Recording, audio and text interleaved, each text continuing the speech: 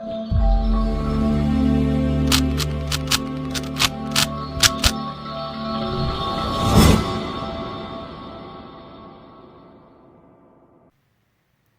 दोस्तों, welcome back to the channel. I hope आपको पिछली वीडियो पसंद आई होगी। इसी के साथ नई वीडियो की शुरुआत करते हैं। आज का जो हमारा टॉपिक है वो है वर्ल्ड ऑर्गेनाइजेशन एंड हेडक्वार्टर। जानते हैं कि विश्व में कौन कौन सी संस्थाएं कार्यरत हैं तथा उनके हेडक्वार्टर्स कहाँ हैं। पहला जो नाम आता है यूनेस्को का आता है, United Nations education, scientific and culture organisation. ठीक है, जो विश्व में एजुकेशन की फील्ड में, साइंस की फील्ड में तथा सांस्कृतिक जो हमारी धरोहरें होती है, जो विरासतें होती हैं, उनको संजोए रखने का जो कार्य करती है वो है यूनेस्को। ठीक है, इसकी स्थापना 1945 में हुई थी, जैसे कि आप देख रहे होंगे, लिखा है यहाँ पे 16 नवंबर 1945 को। ठीक है, मुख्यालय इसका पेरिस में है। पेरिस में एक बहुत फेमस चीज़ भी है जिसे हम एफिल टावर कहते हैं। ठीक है, तो अभी इसके महानिदेशक हैं आंद्रे अजोले। एक बात गौर करना, जो ये यूनाइटेड नेशन से संबंधित जो ऑर्गेनाइजेशन होंगे ना, इनके जो अधिकतर जो स्थापना वाले ईयर्स होंगे वो 40 से 50 के बीच में होंगे, यानी कि 1944 के बाद 1950 के समथिंग होंगे। ठीक है, क्योंकि वर्ल्ड वॉर सेकंड जब समाप्त हुआ था उसके बाद ये ऑर्गेनाइजेशंस बनाए गए हैं। ठीक है, इसका अभी कार्य देखते हैं। इन्होंने हाल ही में क्या किया है, इन्होंने पन्ना टाइगर रिजर्व एरिया को बायोस्फीयर का दर्जा दिया है। कहाँ है ये? मध्य प्रदेश में पन्ना टाइगर रिजर्व। ठीक है, और ग्वालियर और ओरछा को विश्व विरासत शहरों में शामिल किया गया है। ठीक है, बहुत अच्छी खबर है भारतीय के लिए। अंतर्राष्ट्रीय पुरस्कार शेख मुजीबुर रहमान की शुरुआत की है। ठीक है, तो ये तीन चीज़ इन्होंने की हैं अभी यूनेस्को ने। अगला हम पॉइंट देखते हैं, अगला है UNICEF, United Nations children's fund. ठीक है, बच्चों का अधिकार, उनके संरक्षण, यानी कि जैसे कहीं पे चाइल्ड लेबर होता है, चाइल्ड मैरिजेज होती हैं, इनके इनके खिलाफ आवाज़ उठाने का जो कार्य करता है वो यूनिसेफ करता है। अभी इसके प्रमुख हैं हेनरीटा H4। ठीक है, स्थापना हुई है इसकी 1946 में। मुख्यालय देखे जाए तो न्यूयॉर्क में इसका मुख्यालय है। फिर आता है संयुक्त राष्ट्र के महासचिव, यानी कि यूनाइटेड नेशंस के जो महासचिव हैं वो हैं एंटोनियो गुतारेस।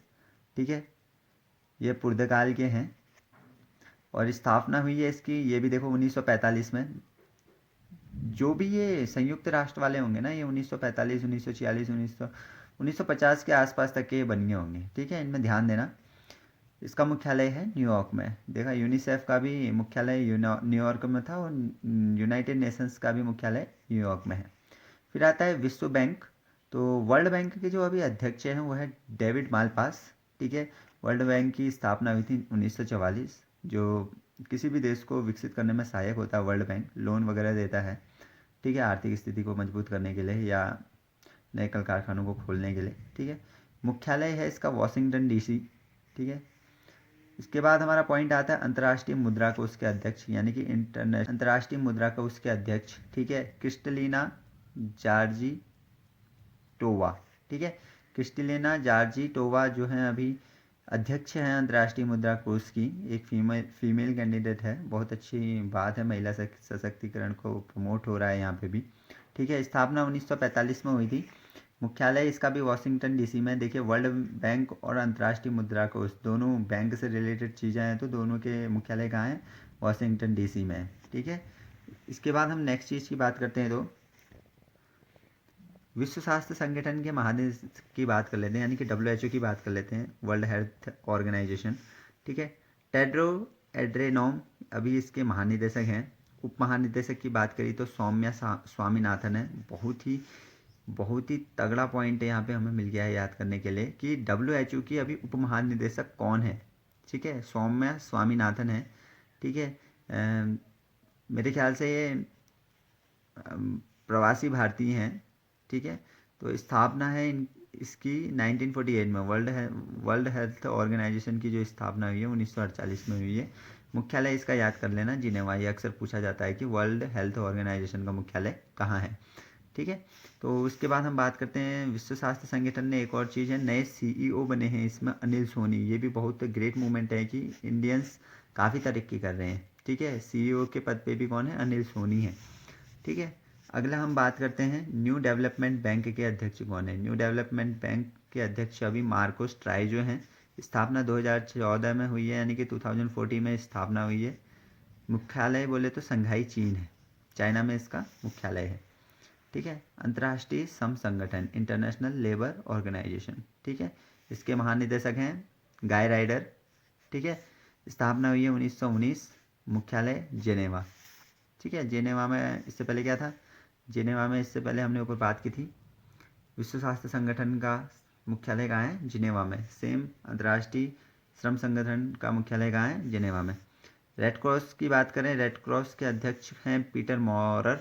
स्थापना है 1863।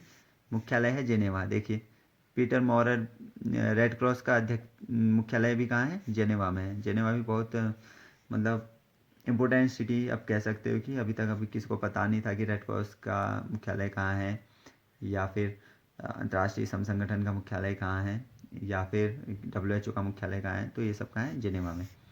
IOC की बात करते हैं। IOC के अध्यक्ष, ठीक है, थॉमस बॉच हैं। स्थापना हुई है इसके 1894 में, और मुख्यालय हैं इसके लाजिन, स्विट्जरलैंड के हैं। ठीक है। फिर आता है खाद्य एवं कृषि संगठन, FAO। ठीक है।